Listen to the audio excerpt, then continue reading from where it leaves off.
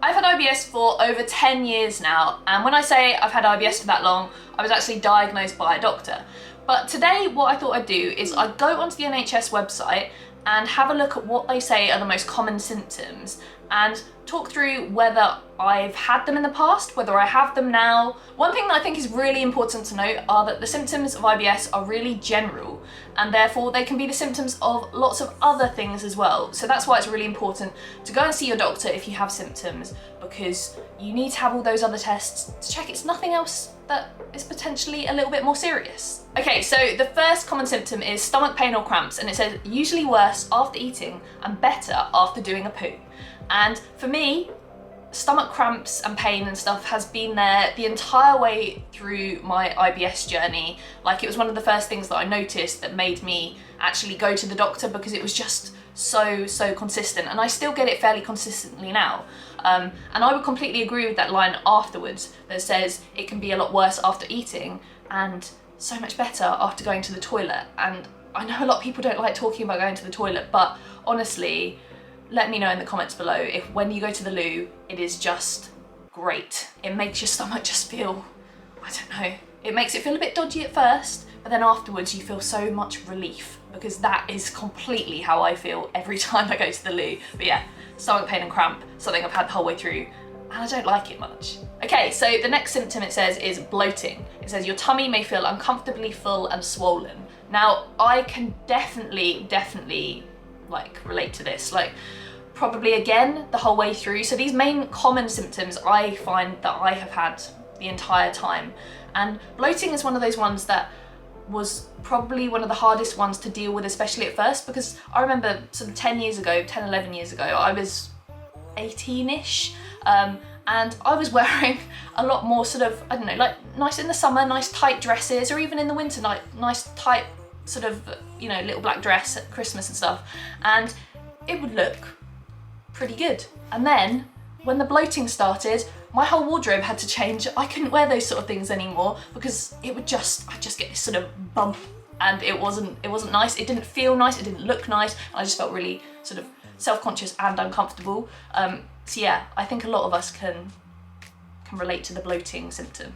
Right, so there are two more common symptoms that I'm gonna sort of put together, even though they're like complete opposites of each other. But some people seem to be affected more by one than the other, or some people are affected by both. And I don't know which is worse, really. I think everyone has their own opinions on that, but they're all not very nice. So firstly, we've got diarrhea. It says you may have watery poo and sometimes need to poo suddenly. And the other one is constipation. So the complete opposite of that. You may strain when pooing and feel like you cannot empty your bowels fully. Now, I actually have had a bit of a change. So at the beginning of my, I call it a journey, it is really a journey, of my IBS journey, it was full on constipation all the time. So I would very rarely go to the toilet, and if I did, I would be straining a lot, and it would be very solid and really unpleasant, because that sort of then gave me a lot of the pain and a lot of the bloating. It was sort of, all these symptoms kind of go together, don't they? So I didn't really experience any diarrhea at the beginning, but gradually over the years, I found that the two have kind of got a bit closer together. So I don't just have constipation now, and I don't just have diarrhea, I have both.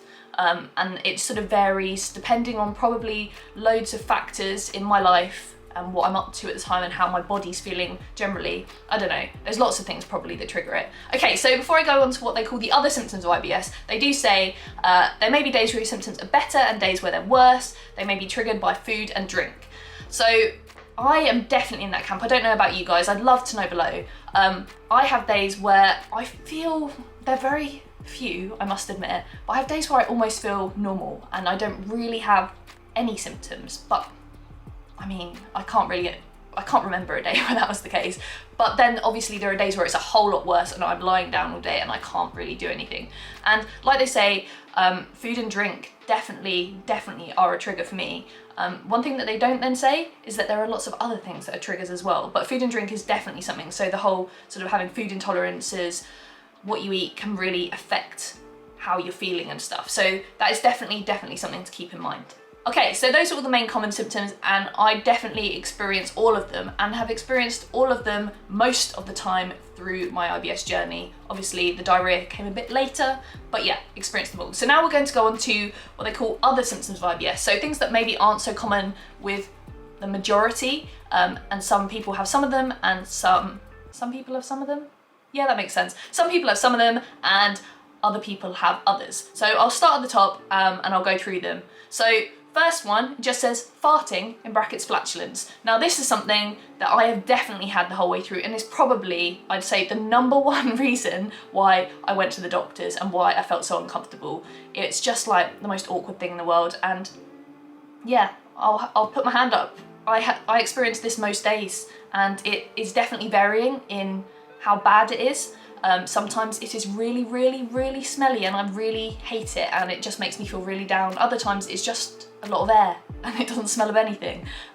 Yeah, it's not a pleasant one, and it's something that I feel like a lot of people do struggle with this. So I would almost think of it would probably be a common symptom, but NHS says otherwise. The next one is passing mucus from your bottom. Now, I don't really have much to say on this because I think I would know, right? I don't think that I have ever experienced this, so I'm not sure how many of you guys do. Let me know below.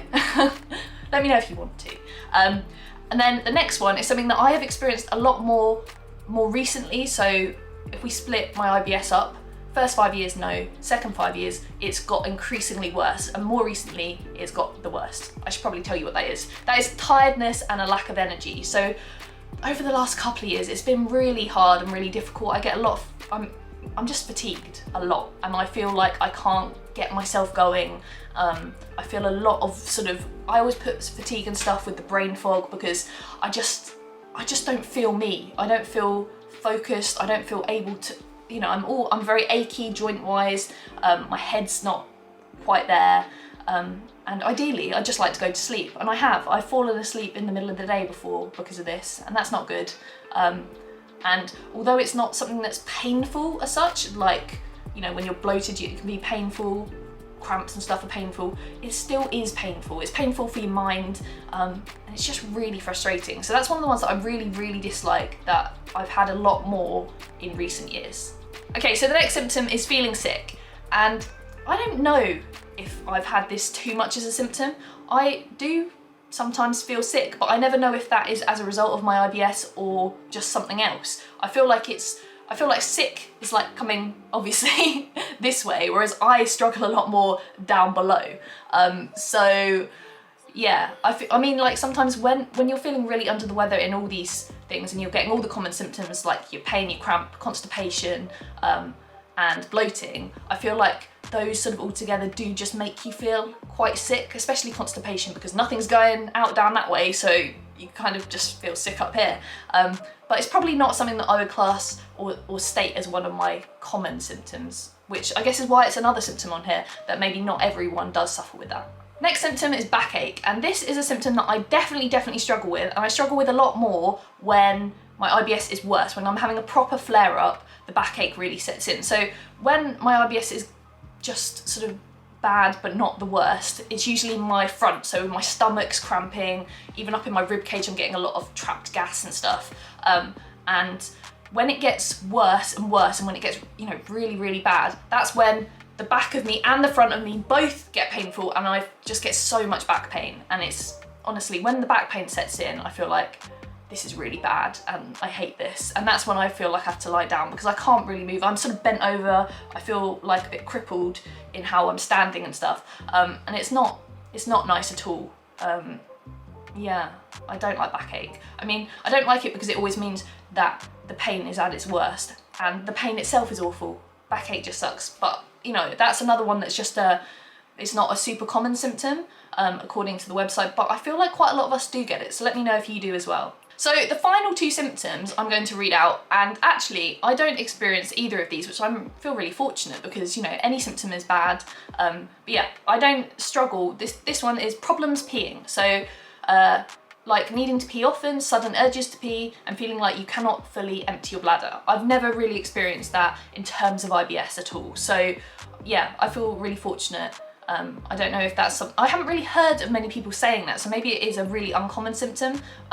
But if you do struggle with that, you can always let us know below, because I think it's quite nice that we can all talk about our symptoms openly, and then if you do struggle with it, you might find someone else that struggles with it, and you won't feel so alone. Even though it doesn't sort of help the problem, it kind of does. It helps you inside that you're not alone in this. And the final one that it says is not always being able to control when you poo, in brackets incontinence. Now, this is not the same as diarrhea, although in a way sometimes when you have diarrhea, I guess you feel like you're rushing to the loo and you almost can't control it. But this is like that next step further where you literally can't control it and you probably don't even have time to rush to the loo.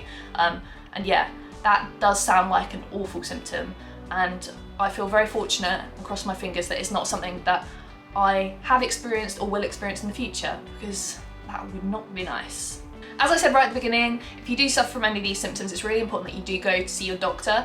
And this isn't just to talk about IBS and thinking that you might have it. It's actually really important because they can check and do tests for lots of other things that you might have that have similar symptoms. So yeah, it's like the most important thing to do, because they need to rule out things that could be, in a way, a lot more serious. And then hopefully once more serious things have been ruled out, let's say that you are diagnosed by your doctor with IBS, then it's not about just being like, right, okay, I have IBS. It's then about sort of working out, you know, why are you getting these flare-ups? Why are you feeling as you do? Why do you get this, you know, why do you feel rubbish sometimes with your IBS? Right, so if you've enjoyed this video and want to watch more videos like this, I would recommend my video on trying the low FODMAP elimination diet for one day. This is my personal experience of it.